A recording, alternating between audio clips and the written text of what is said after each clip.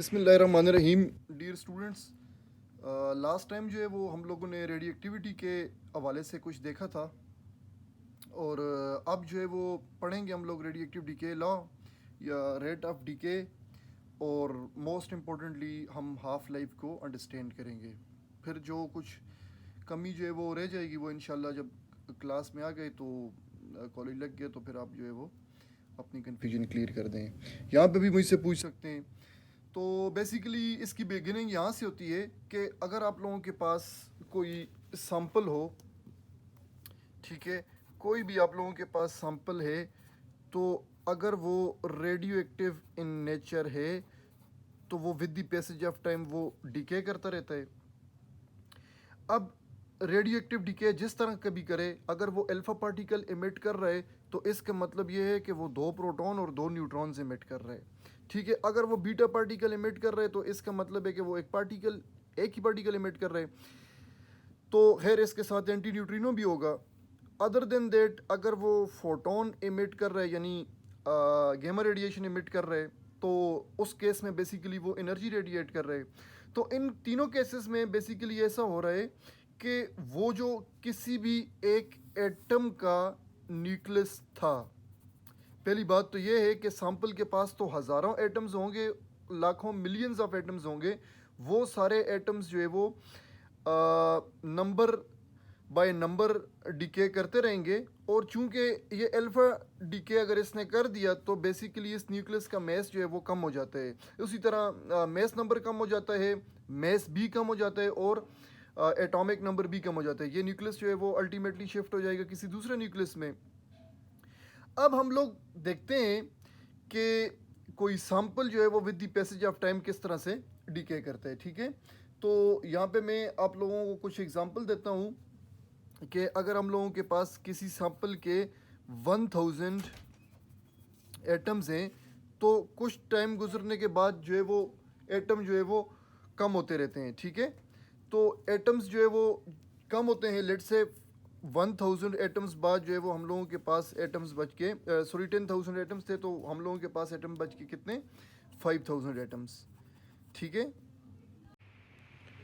सो हम लोग जो है वो अभी देखेंगे रेडियो एक्टिव डिके लॉ, और उसके बाद जो है वो हाफ लाइफ की तरफ चलते हैं। तो ये हम लोगों के पास कोई सैंपल है, इस सैंपल के अंदर जो है वो नंबर ऑफ न्यूक्लियाई हैं हम लोगों के पास, और ये हर एक न्यूक्लियाई जो है न्यूक्लियस जो है वो बेसिकली अनस्टेबल रहता है। उसकी वजह ये है कि अगर हम लोगों के पास प्योर प्योर सैंपल है किसी भी एलिमेंट का, तो सारे न्यूक्लियाई जो है वो उसी एलिमेंट के होंगे। तो एक स्टेबल है तो इसका मतलब है सारे एक अनस्टेबल है तो इसका मतलब है सारे अनस्टेबल होंगे। तो जैसे ही अनस्टेबल न्यूक्लियस जो है वो डिके करता है तो वो स्टेबल हो जाता है, किसी दूसरे एलिमेंट में शिफ्ट हो जाते हैं। इस तरह ये दूसरा करेगा तो ये किसी दूसरे एलिमेंट में शिफ्ट, थर्ड करेगा, फोर्थ करेगा, तो फिफ्थ। तो with the passage of time जो है ये कन्वर्ट होते रहते हैं दूसरे न्यूक्लियस के अंदर, ठीक है, और वो स्टेबल होते जाते हैं। तो हम लोगों के पास जो रेट ऑफ डिसइंटीग्रेशन है, यानी ये जो न्यूक्लियस अनस्टेबल से स्टेबल में कन्वर्ट हो रहे हैं, वो डायरेक्टली प्रोपोर्शनल होता है अमाउंट ऑफ दी सैंपल के ऊपर, ठीक है। वो किसके ऊपर डायरेक्टली प्रोपोर्शनल होगा, अमाउंट ऑफ सैंपल के ऊपर। यानी अगर एक जगह पे हम लोगों के पास 100 न्यूक्लियाई हैं सैंपल के अंदर, और दूसरी जगह जो है वो हम लोगों के पास 1000 न्यूक्लियाई हैं सैंपल के अंदर, कोई दूसरा सैंपल है, तो बेसिकली रेट ऑफ डिके जो है वो इस 100 न्यूक्लियाई वाले सैंपल के अंदर क्या रहेगा, ज़्यादा रहेगा। वो उसकी वजह ये है, वो इसलिए ज़्यादा रहेगा क्योंकि लेट से इसकी हाफ लाइफ जो है वो हम लोगों के पास 5 मिनट है, इसकी हाफ लाइफ जो है वो, चले हाफ लाइफ पे तो बात नहीं की, अभी इसके बाद बात करेंगे। तो बेसिकली अभी कहने का मतलब ये था कि रेट ऑफ डिसइंटीग्रेशन जो है वो डिपेंड करता है किसके ऊपर, amount of sample present in the beginning, ठीक है। उसके बाद जो है वो आप लोग प्रोपोर्शनलिटी हटाएंगे, D N by D T it will be equal to minus lambda into N. ये लेमडा जो है वो हम लोगों के पास क्या है, डीके कांस्टेंट है, ठीक है। ये क्या है, डीके कांस्टेंट है, और ये बेसिकली हम लोगों के पास है property of the element R, उस सैंपल जो हम लोगों ने चूज़ किया है ये उसकी प्रॉपर्टी है।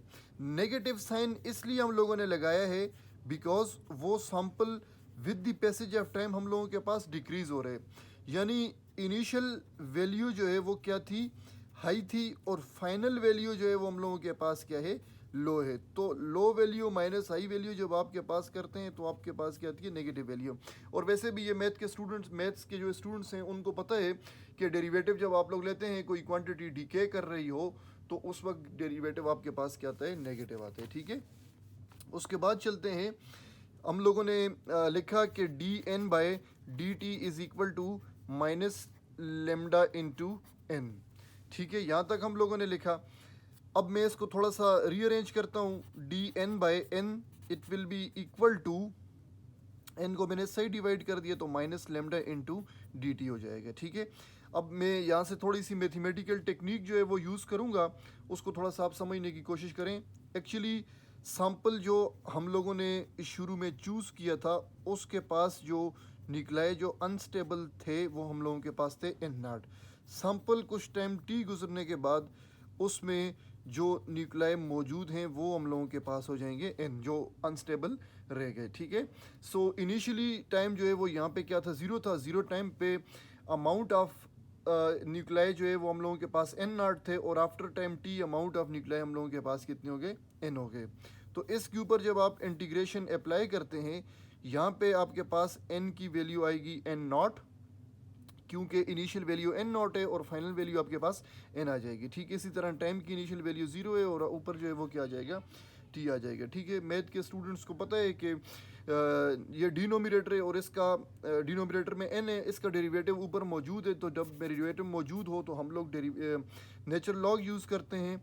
तो नेचुरल लॉग यूज़ करेंगे, अपर लिमिट माइनस लोअर लिमिट, तो उसके बाद रिलेशन हम लोगों के पास क्या जाता है, natural log of N divided by N naught. और दूसरी तरफ जो है वो चूँकि integration with respect to time है, तो upper limit minus lower limit करेंगे तो माइनस लेमडा इंटू टी आ जाते हैं, ठीक है। ये डेरिवेशन बेशक से आप ना भी याद रखें तो इतना मसला नहीं है।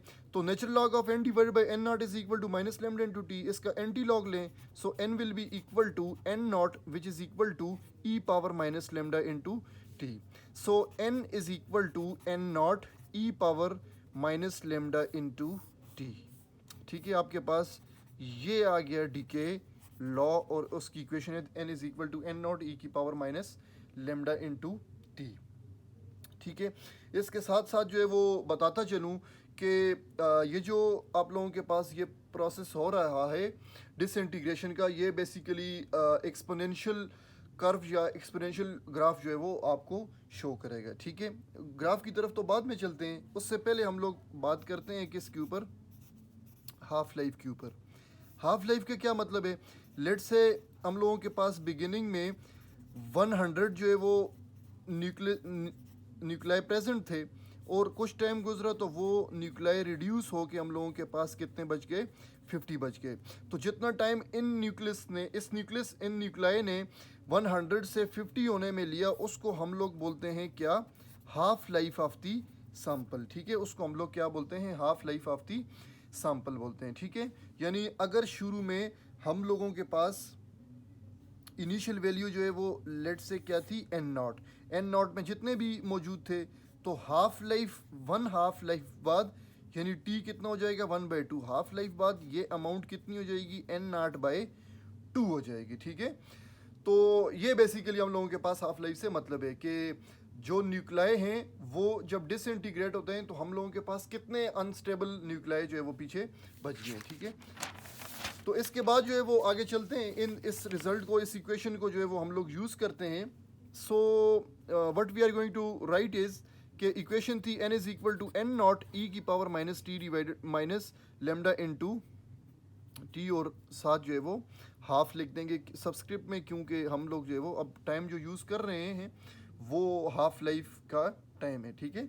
सो अभी हम लोगों ने कहा कि सैंपल के जो न्यूक्लियाई किसी भी टाइम पे प्रेजेंट हों तो ये एन वैल्यू है एट एनी टाइम, और एन नॉट जो है वो इनिशियल वैल्यू थी, टी जो है वो जिस टाइम पे आप फाइंड आउट करना चाहते हैं। तो एन जो है वो हम लोगों के पास अभी मैंने बताया कि हाफ लाइफ के बाद जो है वो इनिशियल वैल्यू का क्या हो जाएगा, हाफ हो जाएगा, एन नॉट बाई 2 हो जाएगा।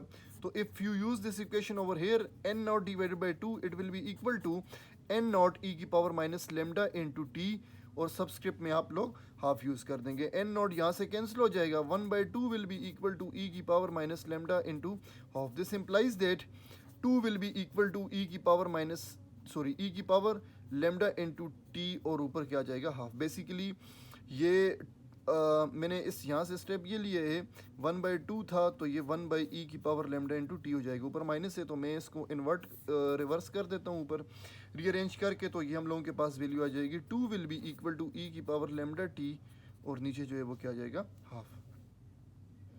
ठीक है, सो इसके बाद जो है वो अगर आप लोग यूज़ करें, मैं इस पे नेचुरल लॉग लेता हूँ, नेचुरल लॉग ऑफ 2, और वहाँ से ई जो है वो नेचुरल लॉग की ख़त्म हो जाएगा। सो यहाँ पे आ जाएगा लेमडा टी हाफ, और natural log of 2 divided by lambda will be equal to T 1/2। यहाँ पे नेचुरल लॉग की वैल्यू कैलकुलेट करें, so it will be 0.693 divided by lambda, और it will be equal to T subscript में half आ जाएगा हम लोगों के पास। ठीक है, सो ये बेसिकली हम लोगों के पास क्या है, हाफ लाइफ है किसी भी सैंपल की। सो हाफ लाइफ से फिजिकली हम लोगों के पास मीनिंग क्या है कि वो जो सैंपल है, अगर हम लोगों के पास 1000 एटम्स थे तो 1 हाफ लाइफ बाद वो एटम्स कितने होने चाहिए 500। तो हाफ लाइफ से मतलब ये है कि वो सैंपल जितने भी अनस्टेबल न्यूक्लियाई मौजूद हैं वहाँ पे, वो हाफ डिसइंटीग्रेट होने में कितना टाइम लेंगे। ठीक है, इसके बाद जो है वो इसकी कर्व्स को देखते हैं कि ये किस तरह की कर्व्स को फॉलो करते हैं। ठीक है,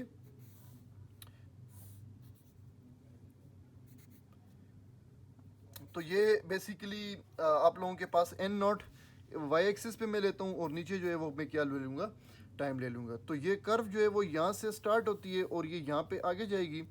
और अभी हम लोगों ने कहा कि हाफ लाइफ को चूँकि हम लोग स्टडी कर रहे हैं, तो हाफ लाइफ का मतलब ये है कि वो सैंपल इनिशियल यहाँ पे जो है वो लेट से 100 एटम्स थे, तो इस पॉइंट पे जो है वो हम लोगों के पास 1 हाफ लाइफ बाद जो है वो कितने बच जाएंगे 50। ठीक है, तो ये टाइम इलेप्स यहाँ तक जो हुआ है वो कितना हुआ 1 हाफ लाइफ। उसके बाद जो है वो 50 है, तो 50 अपना हाफ होने के लिए जो है वो यहाँ पे उन्हें कितना होना पड़ेगा, यहाँ पे आके वो 25 हो जाएंगे। उसके बाद फर्दर अगर आप लोग आगे जाएं तो ये यहाँ पे आके 12.5 हो जाएंगे। तो इस तरह सो ऑन ये जो है वो आगे जाते हैं। ठीक है, फर्दर ये याद रहे क्योंकि 50 देखें 100 से वो 50 हुआ है लेट से पहले 5 मिनट्स के अंदर, और फिर 50 से वो 25 हुआ है, और अगेन उसने कितना टाइम लिया है 5 मिनट लिए हैं। ठीक है, तो इससे हम लोगों के पास हमें एक बात समझ ये आती है कि अगर जो है वो न्यूक्लियस की अमाउंट, अगर सैंपल की अमाउंट ज़्यादा होगी तो वो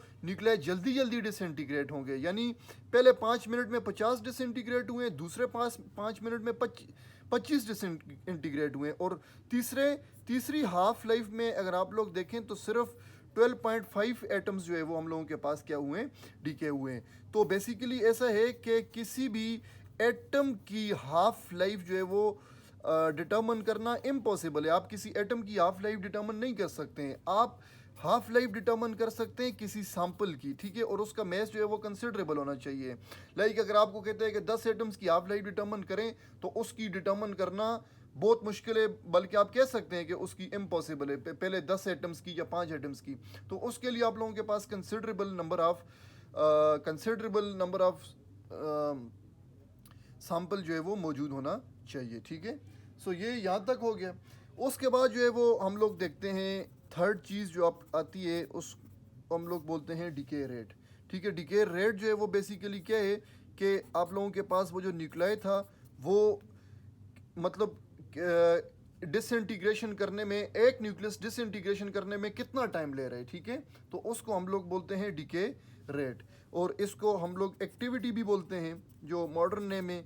और डीके रेट को डिनोट करेंगे हम लोग किसके साथ, आर के साथ। तो डीके रेट का यूनिट जो है वो हम लोगों के पास क्या है, बेकरल। ठीक है, और 1 बेकरल जो है वो हम लोगों के पास किस के इक्वल होता है, 1 डिसइंटीग्रेशन पर सेकंड के।